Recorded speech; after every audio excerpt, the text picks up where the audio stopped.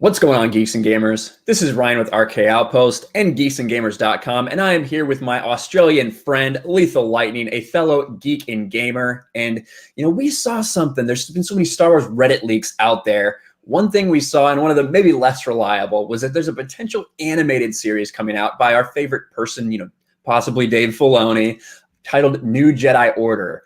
And that got us thinking about the actual New Jedi Order, and something that I think a lot of us fans of the expanded universe wanted to see when Disney bought Star Wars. So Lethal, what are your feelings about New Jedi Order, and maybe explain to everybody why exactly we love it so much? First thing with New Jedi Order I think needs to be said is just how ambitious it was. 19 books to tell one saga, one series, one story. I can't think of anything that's come close to that in terms of science fiction that's just focused on one particular set of story. This is 20 years after Return of the Jedi, so we got a badass Luke Skywalker, and the amount of deaths in this series is crazy. Everyone always talks about how, Game of Thrones is killing off all these characters. It's you got nothing on this. Yeah, that's true. And like you said, so it was 19 books. New Jedi Order was a series of 19 books published between 1999 and I think 2003 or 2004. And it was so grand, when you talk about it, because it was written by 12 different authors. So you had a lot of people that were brought in to coordinate everything. And the planning for this was extreme at Lucasfilm, including George Lucas. George Lucas was in on the planning of this series because there were a lot of things that Lucasfilm wanted to do that George Lucas had to say no to, including killing off Luke Skywalker. He vetoed that. He said, "There's no way, I'm not going to let you kill my boy Luke." Same with he changed the character. Originally it was going to be Jason. Jason Solo was going to die, and George stepped in and said it has to be Anakin Solo to die because the prequels were coming out, and it's he only wanted one Anakin around at the time. So that's true. One of those things, people say George wasn't that much involved in the EU. It's New Jedi Order, that's a great example. Yeah, exactly. He kind of set the boundaries, set the boundary for what they could do. He also said, and one of the things why we wanted to make this talk was George Lucas said that it can't be dark side Force users. That cannot be the enemy for this. He wanted to do something else. So we got an alien species known as the Yuuzhan Vong. And the Yuuzhan Vong are, this was kind of a theme in science fiction, in the late 90s. The Yuuzhan Vong used biotech. So they essentially grew their ships. They grew all their weaponry. It was all actually living. But the strange thing is the Yuuzhan Vong were not connected to the Force at all, which is an extremely puzzling mystery that goes essentially throughout the entire book series. Yeah, and they weren't even actually from the Star Wars universe. They'd come in. They were what would you call it? Extra intergalactic invaders. And one thing I always liked about them was all the descriptions of them, and then you look at the images of them in comic books and on the covers as well. It's they just look so ferocious. They could be a species in Mortal Kombat, and just how ruthless and relentless they were, and just how much they despised technology. They just hated technology to the point where New Republic, was developing what were they called? YVH droids? Yeah, Yuuzhan Vong Hunter droids. Yeah, they were badass, those things. But one thing that I really, really liked about the New Jedi Order series was kind of made you wonder, was the Empire sort of the good guys in the grand scheme of thing? Do you know where I'm going with this? Exactly. And that's true. And, the Yuuzhan Vong had these huge world ships that they carried just hundreds of thousands of their people on that were almost impossible to destroy with any normal weaponry. And you have all these setups in earlier books talking about how Palpatine along with Thrawn, because he was in the unknown regions, Thrawn knew that there was these extra galactic forces out there that were looking to invade the galaxy, and that the Empire needed a plan, which is one of the speculations of that's why a Death Star was actually created in the first place. It wasn't just to strike fear into the hearts of everybody. They kind of had control of the entire galaxy almost at that point. But one of the reasons they supposed they needed this was to actually destroy Yuuzhan Vong world ships. And Thrawn, of how much Thrawn was always about, having control. Like, he really only sided with the Empire because he felt that was the most dominant force, because he knew that the Yuuzhan Vong were coming, and wherever they come, it's just death. Like, how many trillions or gazillions, whatever numbers of people died? Like, they lost Coruscant. Coruscant got terraformed, you know, so that means rebuilt from the soil upwards to be a new Yuuzhan Vong homeworld. And, you know, we had like some pretty big deaths, including the first book. I don't know if I should say who dies in the first book because I don't really want to spoil, but at the same time, it's a 20-year-old series. Yeah, yeah. Well, and that is the thing. It was very dark, and you know, kind of back to the Yuuzhan Vong species. What made them interesting was they were this like fanatical religious zealots. They worshipped these gods that they were different. They had the warrior, the trickster, things like this. But at the end of the day, they were hell bent on erasing anything they saw as an abomination to their religion, whether that be technology, whether that be the Jedi. They hated the Jedi because their use of the Force kind of went against everything their religion stated. And the Jedi, you know, they were really weak against Yuuzhan Vong because they could not sense them in the Force. Force-directed actions had a lesser effect on them than they would have on a normal person. And through all of this, one of the big overarching themes is Luke Skywalker, who has built up this new Jedi Order, is a little bit scared to be too aggressive. And when we talk about Luke Skywalker in the expanded universe, some people say he's some like ridiculously overpowered dude. Listen, Luke Skywalker is the direct descendant of the chosen one, Anakin Skywalker. He is powerful in the Force, there's no doubt. But he also has weaknesses. And you see a lot of those weaknesses are are like carry on from what we saw in the original trilogy. After the experience he went through, Luke Skywalker is scared to death of the dark side. With what he saw happen to his father, he's scared to death of being too dark. So one of the things that happens, Luke makes mistakes because he's too hesitant. He does not want his new Jedi Order to be too aggressive. He doesn't want to meet aggression with aggression. So he's passive throughout the whole thing. Yeah, and that I can't remember what book is in, but I think it's near the start. Maybe it's about halfway through. But there's a death that happens, and he is so distraught that he's projecting like this force energy that the whole galaxy is getting depressed around him, and it takes like Mara Jade, his badass wife, to like, you know, cut this out, man. Like, you're just making things worse. That was one of my personal favorite moments of that whole thing. But just the scale, like, it's hard to describe just how grand and epic the scale is. Like, you could argue that the Yuuzhan Vong War was probably the most destructive war in Star Wars, period.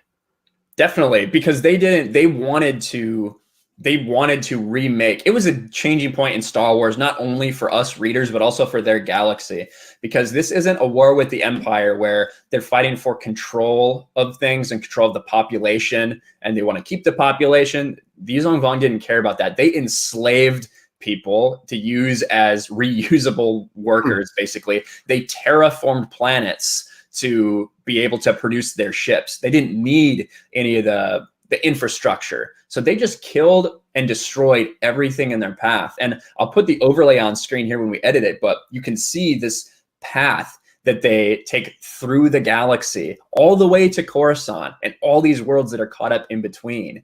And so many people died. And it was a very hopeless war. The first half of this whole book series, they're constantly retreating. And it's not until Luke Skywalker realizes what he's been doing and what he needs to change until the tide of the war starts to turn, when Luke realizes his mistakes.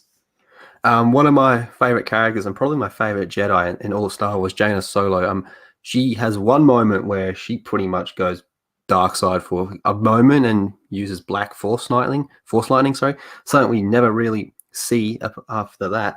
But I think the best way to describe it is it's a war of survival. It's just burning a hole right through the galaxy. Like, man, it's Game of Thrones got nothing. The amount of people that die in this, and it's not just the numbers. It's also like no one is safe. Like the way you've described it in past live streams is just because you're a Solo or a Skywalker does not mean you're guaranteed to survive, except for Luke because of Big Daddy Lucas, but it didn't really count for much apart from that. You know, oh, you were a main character since the beginning. Yeah, you're still in danger. And that's just Yes. something that I feel like leading up to New Jedi Order in terms of expanded universe, you kind of always knew that like your main group of heroes were going to get out for the most part unscathed. But when it got to New Jedi Order, that was just over the shoulder. Yep, it was definitely a changing point for Star Wars when I like to say the Solo Skywalker bubble of plot armor was burst, and we see that going forward from them too. And yeah, that's one thing that I really liked was going forward from New Jedi Order, just how much of New Jedi Order mattered.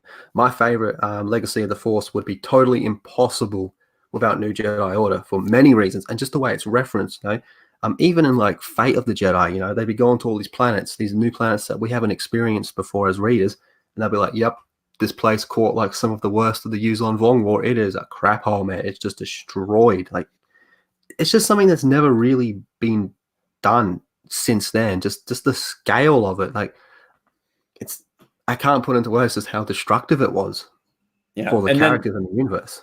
And maybe the best thing, you know, with all the destruction and everything, there's some great parts about it because you get introduced to so many new characters. Now, if you read the Young Jedi Knights series, you got introduced to some of these young Jedi Knights before, but you really get opened up and you get to learn and you get to grow with them as this next generation of Jedi is coming up that Luke Skywalker trained.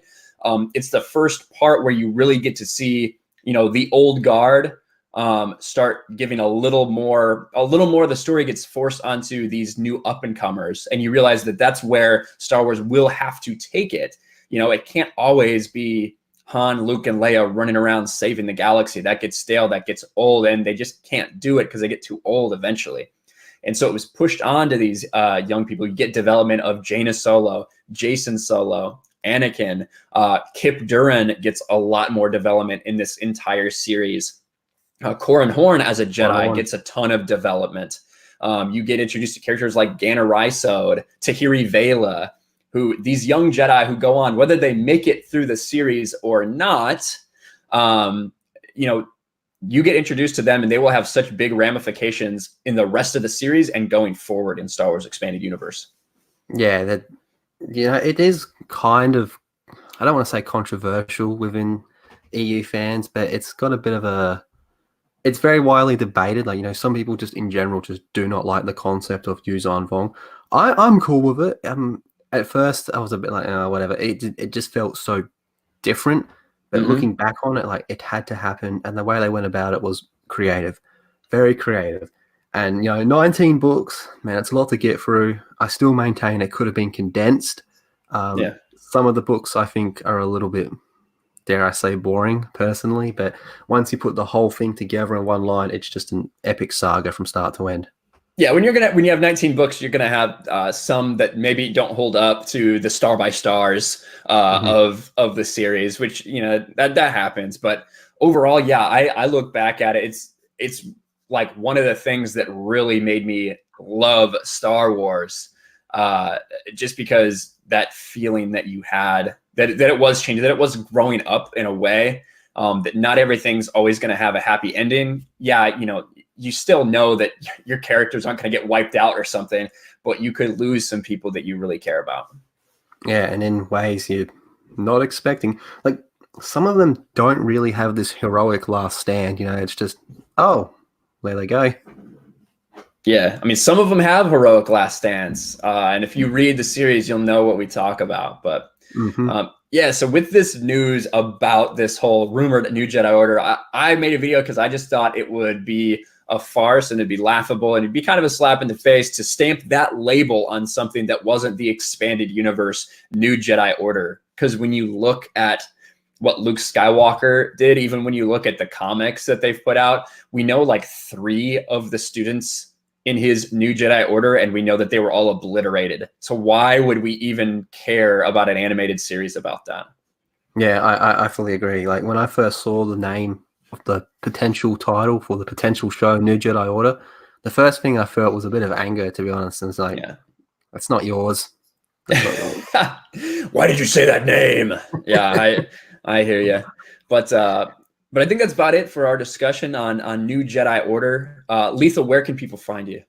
Over on Lethal Lightning, I'm over there talking more Star Wars EU, DC Comics, and yeah, all sorts of video game and pop culture fun stuff. Awesome, man. Well, you guys can check me out at Ryan Kinnell, RK Outpost. Check out my channel where I talk about Star Wars EU, and comics and stuff as well. But thanks for hanging out with us, guys. And remember, Star Wars Expanded Universe, superior to the Disney Star Wars we're getting now. But make sure you check out our channels, subscribe to this channel, smash the like button, ring the bell for notifications, share this video out there, let them know that the EU is better. And we'll talk to you guys later. Hey, Root. Hey everyone, it's Jeremy from geeksandgamers.com, and if you're a fan of Geeks and Gamers, please go to our website, visit our merchandise store. We have t-shirts, hoodies, hats, beanies, tank tops, and in the very near future, we're going to have many more products for you to choose from. So thank you for the support. We appreciate it. You guys have a great day, and we will talk to you later.